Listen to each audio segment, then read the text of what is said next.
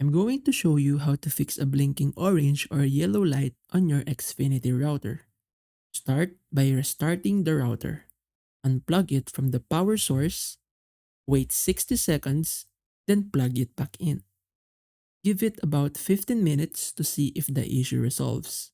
Next, check for outages by visiting the Xfinity website or contacting their support.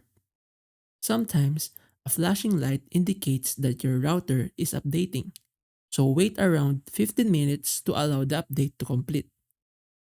If the light is still blinking, check the power supply by trying a different outlet or surge protector to rule out power issues. Also, make sure the power isn't overheating by clearing any dust from its vents.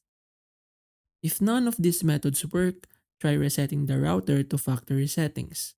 Hold down the reset button for about 30 seconds until all LED lights turn off. But remember, this will erase custom settings, so only do it as a last resort.